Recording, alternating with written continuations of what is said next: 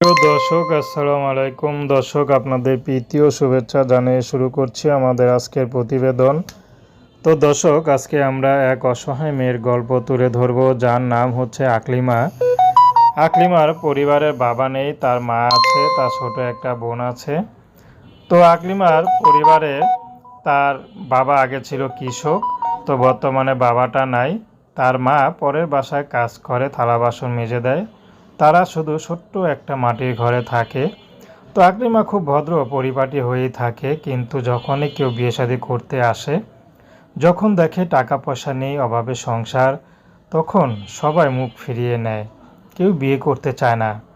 এমনিতে গ্রামের মেয়ে হলেও আকলিমা সবসময় নিজেকে সুন্দর রাখার চেষ্টা করে, পরিপাটিভাবে চলে। কখনো প্রেম ভালোবাসাও করেনি, কারণ গরিবের আবার গন্ধ বেশি। তো আকলিমা এখন ইউটিউবে এসেছে ভালো একটা জীবনসঙ্গীর আশায়, যে তাকে একটু ভালোবাসবে, ভালো রাখবে। সে মানুষটি যেমনই হোক, আকলিমা বিয়ে শাদী করতে রাজি আছে। যদি কোনো ভাই তাকে সহযোগিতা করে, সে টাকা দিয়ে হয়তো যদি যৌতুক দিতে সামর্থ্য হয়, যৌতুক দিয়ে বিয়ে করবে। না হয় কে যদি তাকে বিয়ে করতে চায় সরাসরি, আকলিমা বিয়ে শাদী করতেও রাজি আছে।